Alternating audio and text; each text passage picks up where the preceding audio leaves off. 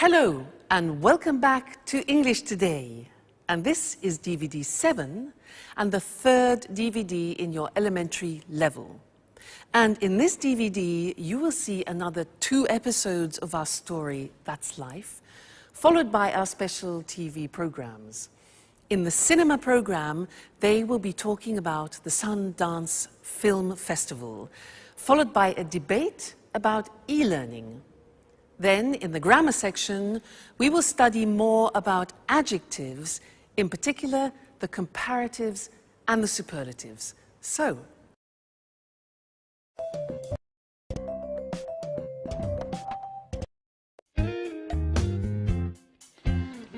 well, guys, why don't we go to the cinema tonight? That's a great idea. What's on? Well, there's the new film with Schwarzenegger. That should be good. You're joking, right? No, I'm not. What would you suggest? How about going to the disco? The disco. Are you crazy, Alice? That's not even music. That's simply noise. Come on, Peter. It's Saturday night. We have to do something special. Something exciting. And going dancing is surely more exciting than going to the cinema. I agree with Alice. Let's go dancing. What about a third choice? I guess Anne is right. Why don't we try to find a good compromise? Come on, guys. How boring and old-fashioned you are. And you are more frivolous than I am, Alice. Come on, guys. Don't argue now, please. Let's vote on it. Well, Alice and I want to go dancing. Peter and Anne don't. How about you, Sharon? I don't know. Well, the disco is probably more entertaining than the cinema. Great. Okay, guys. 3 against 2. Let's go dancing.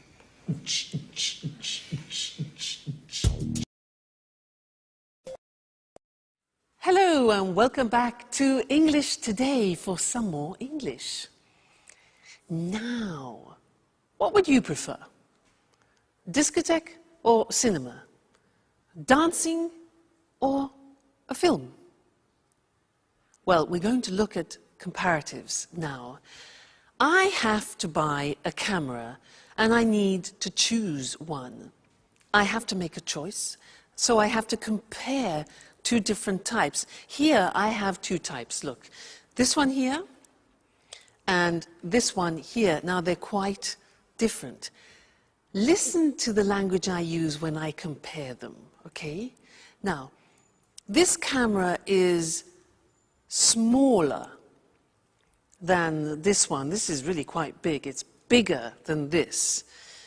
And it's also heavier, this camera, than this one. This is a light camera, so it's lighter than this model. Now this model looks more sophisticated and probably more artistic than this one. Whereas this one looks more practical, but maybe less complicated. What do you think? What else? Well, this is definitely more expensive than this one. This is probably cheaper, I think, because this has a big lens as well. So, I'm not sure. What do you think? I like the idea of a more sophisticated camera, but I think it's more expensive, so I think I'll have to go for the cheaper one, which is the digital one. I think I'll choose this. All right? Good. Now, let's go and have a look at the language and see how we formulate comparatives in English. All right?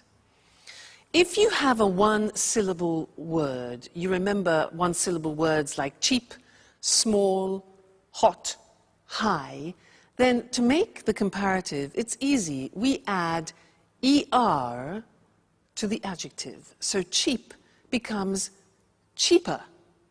Small becomes smaller. Hot becomes hotter. Notice we double the T. High becomes higher. So some examples are the new model is lighter than the old model, or London is safer than New York. Today is hotter than yesterday. All right, so those are adjectives with one syllable. But what happens if you have adjectives with 3 syllables or more? Look at the examples. Interesting is an adjective with 3 syllables. Interesting, no, 4 syllables. So it becomes more interesting. You see what happens? We put more in front of the adjective. So more interesting. Difficult. How many syllables? Difficult, difficult. Okay, so it becomes more difficult. Therefore, the example we have next is the new model is more practical. Or London is more expensive than Madrid, for example. This test is more difficult than the last test. So you see, how we formulate the comparative depends on the adjective that we use. If it's a 1-syllable adjective, we add er, cheap, cheaper. If it's 3 syllables or more, we add more in front of the adjective, like more difficult. Okay? Now, we are going to go back to that slide where the girls are getting ready to go dancing. They use a lot of comparatives in the conversation. Listen carefully and try and recognize them. Okay? Great. See you next time.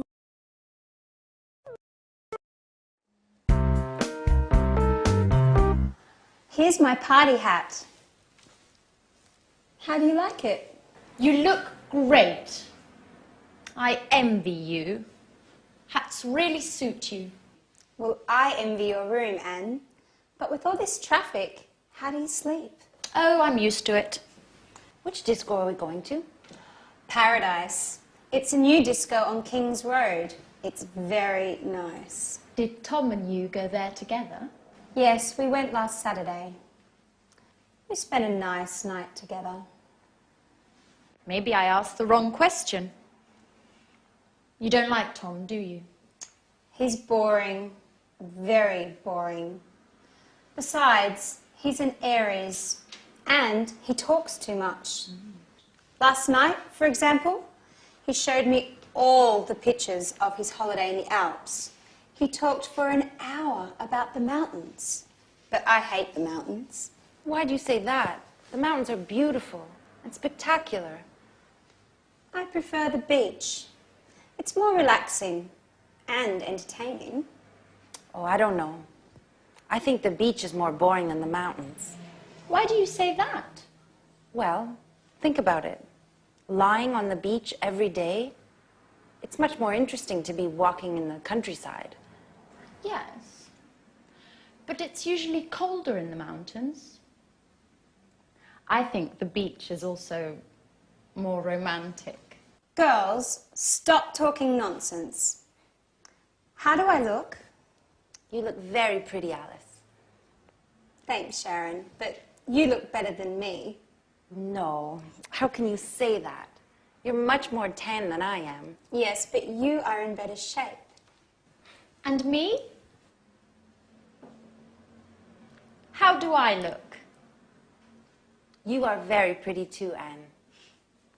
I'm sure I'm not nearly as beautiful as you. Come on, guys. Stop making stupid comparisons. Let's just say that we're all different. Hey, girls. Okay, are you ready? I need your advice. Which shirt is better according to you? The red one, it's much better than the blue one for a disco night. And you, Sharon? What do you think? Well, I think the red one is funnier, while the blue one is more professional. I prefer the blue one. So, girls, which shirt should I put on? I told you, the red one. With that one on, you look more macho. Yes, macho. That's the right word. Really? Macho? I like it. Okay, I'll put on the red shirt. Do you agree with Alice, Sharon, about being macho, I mean? Come on, Jack. It's late. The disco's waiting for us.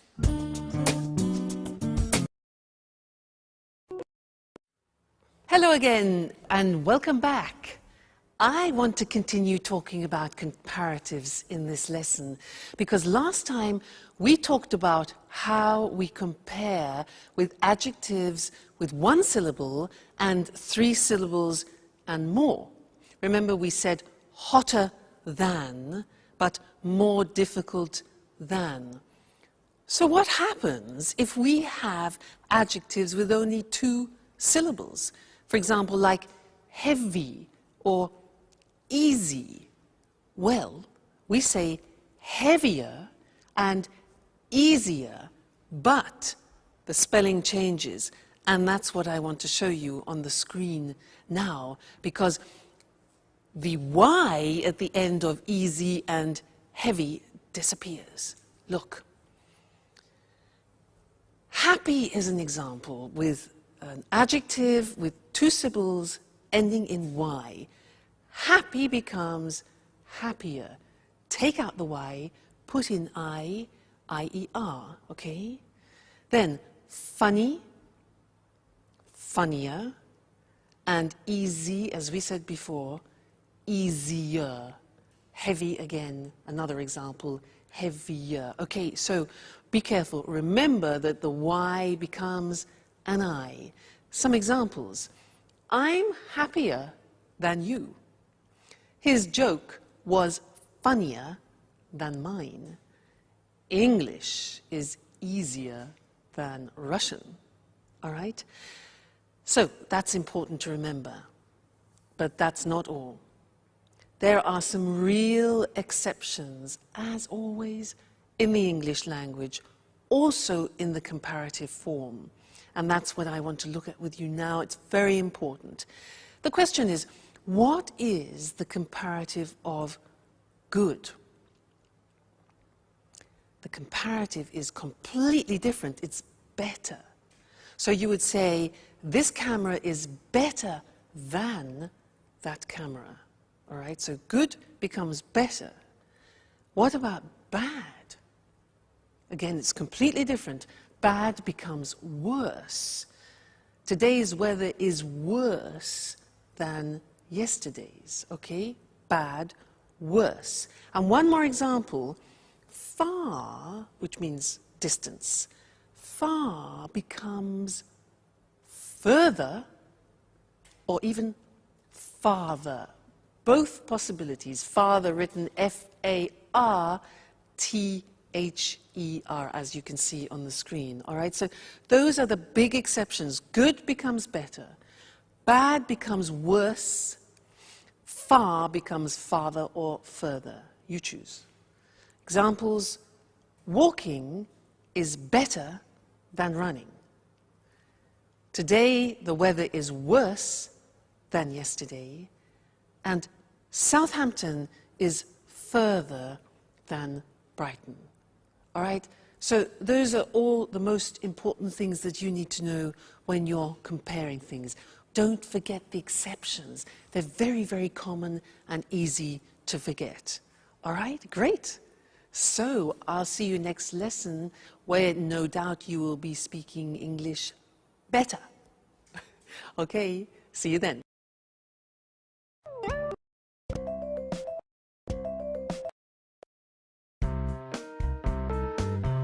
So, Tom, which do you think is the best? I think Prague is the most interesting. Are you sure? I think Vienna is more exciting than Prague. Yes, but it's certainly the most expensive tour. It doesn't matter. My father is going to pay for everything. And what about Madrid? I think it's probably the most exciting. Why do you say that? Well, the nightlife. I'm sure there are a lot of discos. That's true. But it is certainly the hottest city. You're a good friend, Tom, but you are so boring. I don't really care about the weather. I just want to enjoy myself. This trip is my father's birthday present to me. I want to go to Europe's most interesting city, but also the most special and the most entertaining one. I see. Well, I think all three are interesting cities. Hi guys. What are you doing?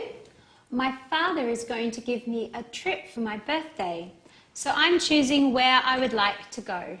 Oh really? That's great. Are you going alone? No, my father promised to come with me. Oh. Well, do you already have an idea of where you want to go? Not yet. I can't make up my mind between Vienna, Prague and Madrid. Tom was making some precious suggestions. But she isn't taking my advice, as usual.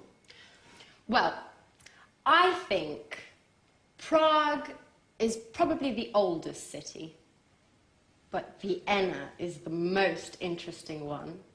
There are a lot of important meetings in Vienna. Oh, and lots of museums too. Well, Madrid also has a lot of museums. Do you agree with that? Yes, that's true. But Madrid is certainly the hottest city. Oh my God, Anne. You are like Tom. You both talk nonsense. I think you two should go out together. I think you would get on well. Alice, what are you talking about? You're joking, right? Well, not really. I think Tom is perfect for you, Anne. Come on, Alice. Stop being foolish. You're embarrassing us. Really? There's no need to be ashamed. Listen, I'm going to leave you two alone now, so you can get to know each other better. Bye.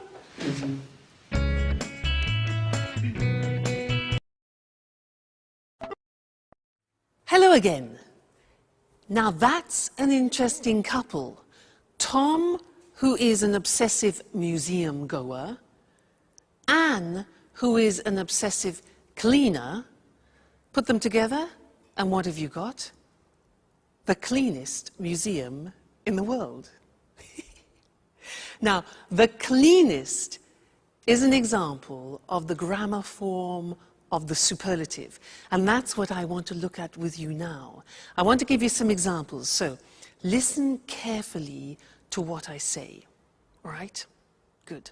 So, good morning, ladies and gentlemen. Are you having problems opening your bottles? Well, I have the solution for you. Here it is. A revolutionary bottle opener. This is a bottle opener. Have you been using these old models like this and been having problems? Well, this is the most intelligent and the most revolutionary bottle that you can find. Bottle opener, it's called, okay? So, how does it work? You take your bottle of wine. You open it up like this. You open it here. You put it on the top of the bottle, like that, over the cork. Then, in this position, you see, hold it strong. Take the lever like this, and you pull over like that. Okay?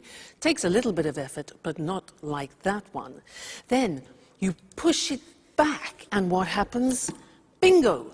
Out comes the cork. Then, the same action, hold it tight, pull it over, the cork comes out, and we are ready to drink.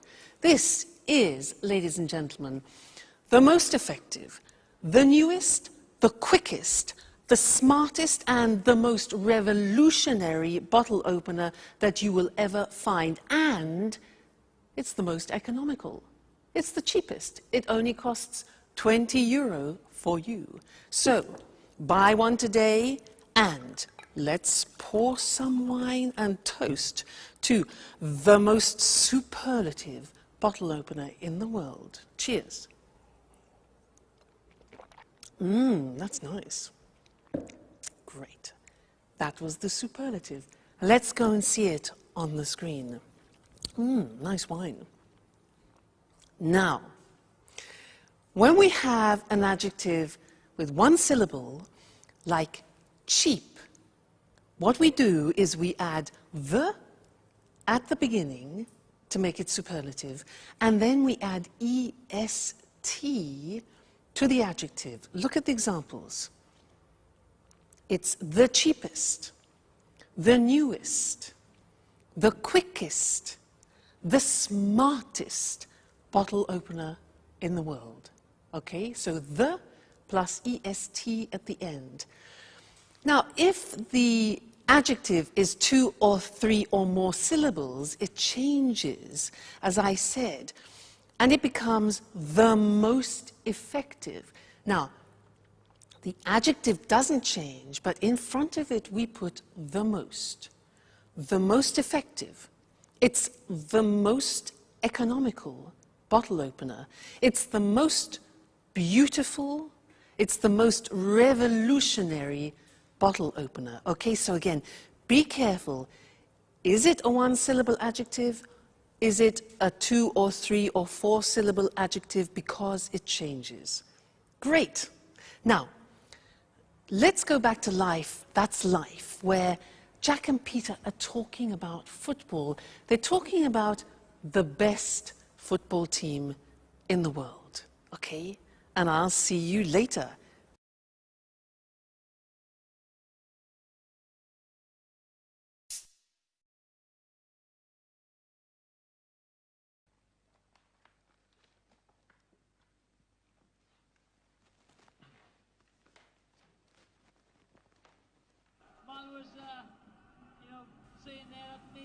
Hey, Peter. Did you see the match yesterday evening? Which match? Which match? Ajax versus Juventus. Those teams are boring. Excuse me. Excuse me. Ajax is the best football club in the world. I'm afraid I don't have a clue. I know that only music matters. Anyway, in your opinion, which is the best team? I don't know. I heard Arsenal is the best one of all time. They've got the most aggressive players, the most important coach, the toughest goalkeeper. Peter, you are so mistaken. Okay. What's so great about Ajax? Well, first of all, their defense is superb. It's much more intelligent than Arsenal's. No. Still. No. But you promised me. You're always busy. No, I don't want to go anymore. Anyway, thanks, Daddy. Thanks for your present. You are the worst father in the world. Don't worry, I'm going to have a great birthday all the same. Yes, with my friends. They do love me. Bye.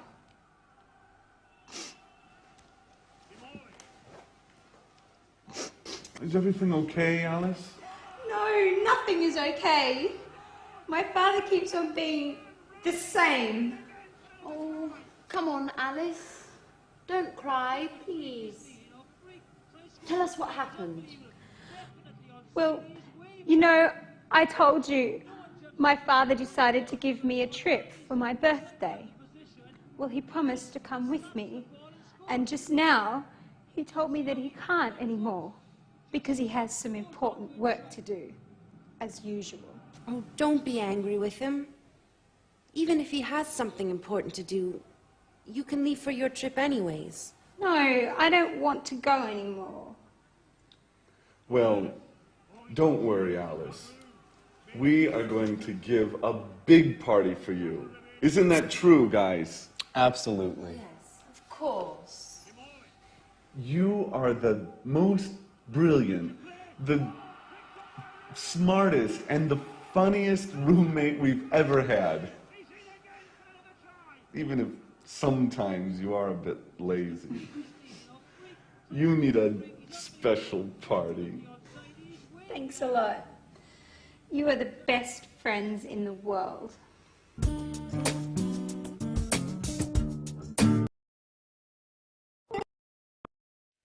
Hello again. Now, you know, Mr. Monkey reminds me of Jack. He's obsessed with football, but he's very sweet. Did you hear what he said to Alice? He said, "You're the most brilliant roommate we've ever had." That's really sweet. And did you hear them talking about football? Well, I don't know what you thought. They said, this was Jack, he said, "Ajax is the best football team in the world." Debatable. Alice said her father was the worst father. And Jack then said, "You are the funniest roommate that I have ever had." And so these are all examples of exceptions in the superlative form. I want to go to the screen now and look at those because they're not that easy. So, look at the first example. With adjectives ending in Y, we remove the Y as we've learnt before, and we add I-E-S-T. So, funny becomes the funniest. Easy becomes the easiest. So the examples are, "You're the funniest roommate I have ever had," for example. Or Naples is the noisiest city in Italy. Or it's the happiest day. All right, so those are two-syllable adjectives ending in Y. Now look at the exceptions. Remember, we have already learned that good, bad, and far are exceptions in the comparative. Well, look at the superlative. Good in the superlative becomes the best. So it's good, better, the best. Bad in the comparative is worse, remember? The superlative is the worst. Notice the T. Bad, worse, the worst. Don't forget to pronounce the T.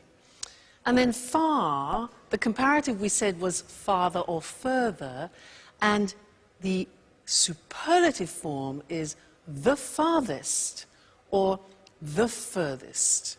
Okay? So, those are the three most important exceptions. You need to learn those by heart because words like good and bad we use every day. So try and memorize them, all right? And I'll see you in the next lesson. Bye.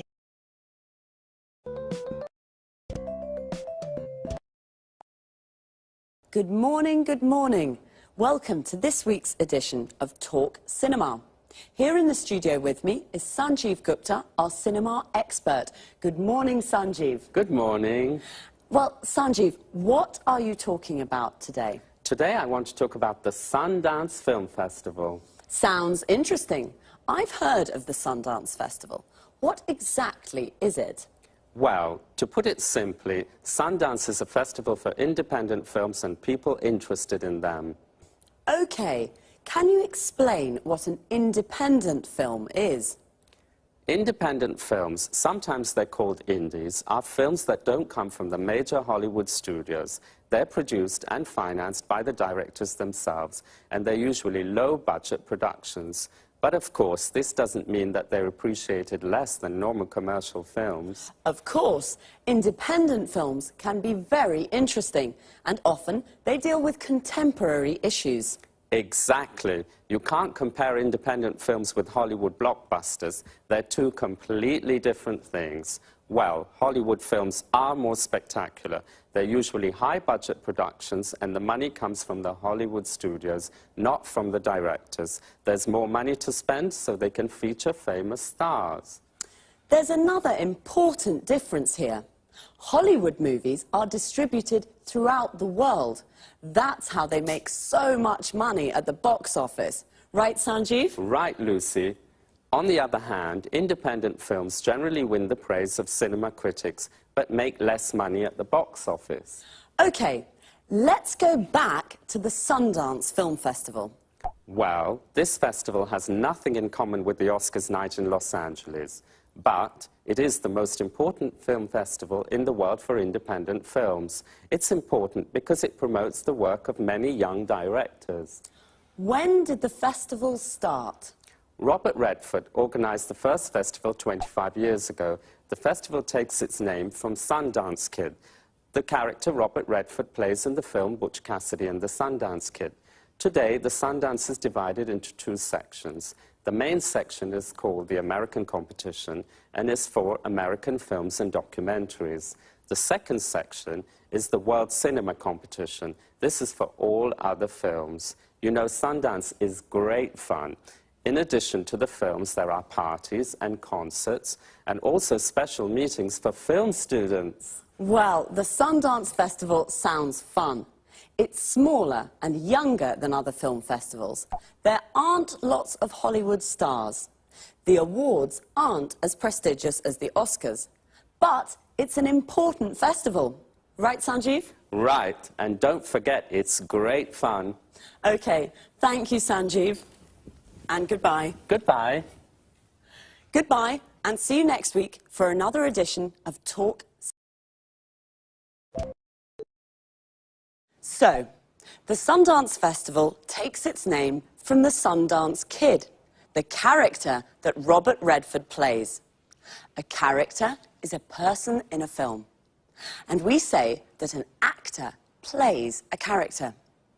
And let's have a look at some of the vocabulary and expressions we use to talk about films. There are independent films and Hollywood blockbusters. First of all, what is an independent film? It's a low-budget production that is not produced or financed by a major Hollywood studio. Major means big and important. A low-budget production is a film made with little money. And what's a Hollywood blockbuster? It's a high-budget production that is produced and financed by a major Hollywood studio. A high-budget production is a film made with lots of money. To produce a film means to make a film, and to finance a film means to find the money to make a film. We say a film is produced by and financed by someone. So, an independent film is usually produced and financed by the director of the film. The director is the person responsible for making a film. He or she directs the actors and decides how to tell the story of the film. Independent films are sometimes called indies, which comes from the word independent. Because Hollywood blockbusters are high-budget productions, they can feature famous stars. Famous stars are famous actors. So, if a film features famous stars, it means that famous actors and actresses are in the film. Pretty Woman features Julia Roberts and Richard Gere. We say Hollywood blockbusters are commercial films. This means they are easy to watch and easy to sell. They're made with the purpose of making money. All right, cinema lovers, that's it for now. Bye, and see you.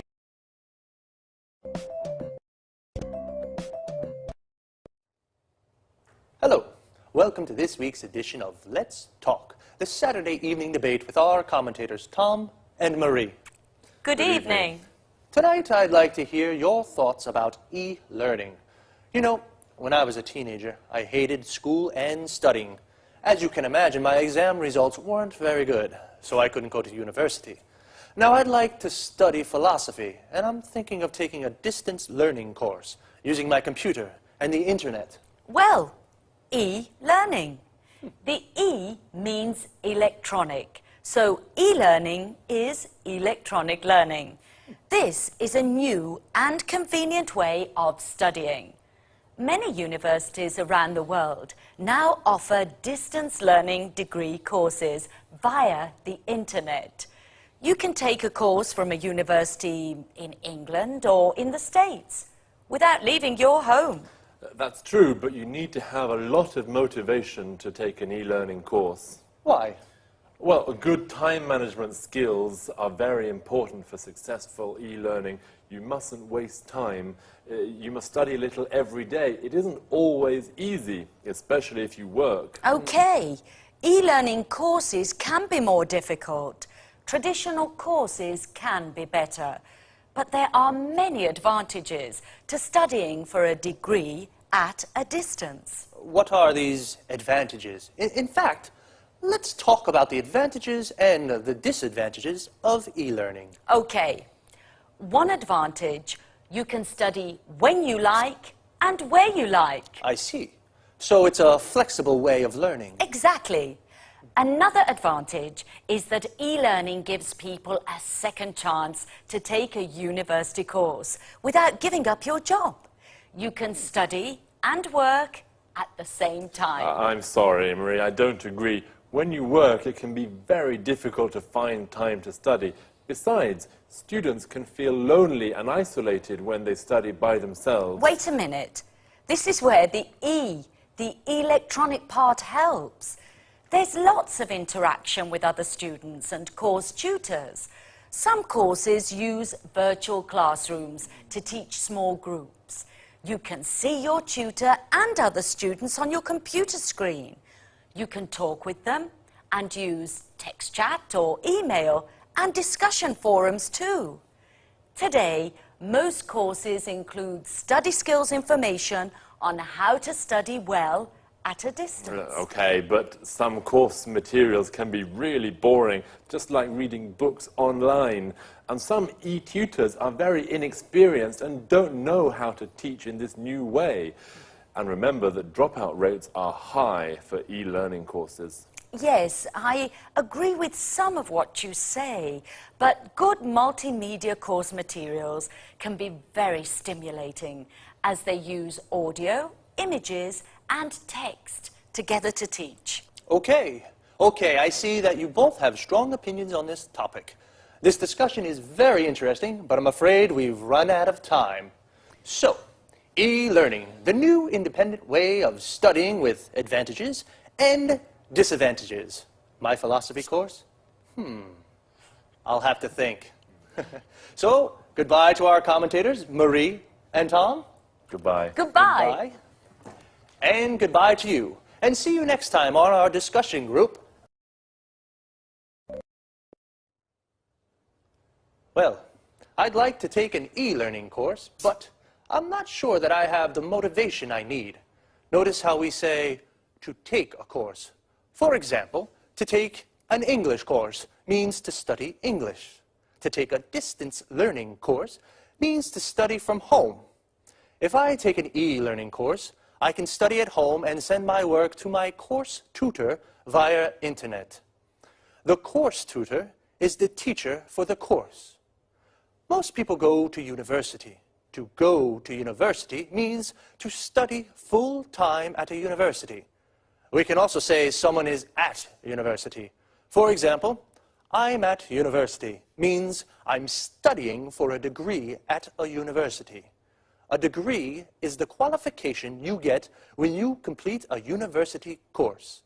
A degree course can take from 3 to 5 years, depending on the subject you study. I wanted to study philosophy at university. We say to study a subject at university. For example, my friend Sasha is studying mathematics at university. We can say she goes to university. She's at university. She's studying mathematics at university. She's taking a mathematics degree at university. We can also say she's studying for a degree in mathematics. Notice we can say either a mathematics degree or a degree in mathematics. With e-learning courses, people study for a degree at a distance. This means they study at home. They don't go to the university to study. But Tom said the dropout rates for these courses are high. The dropout rates is the number of people who don't finish the course. The verb to drop out means to not finish a course. We can say to drop out of school or to drop out of university. Okay, well, study hard, and I'll see you on Saturday for another edition of Let's Talk.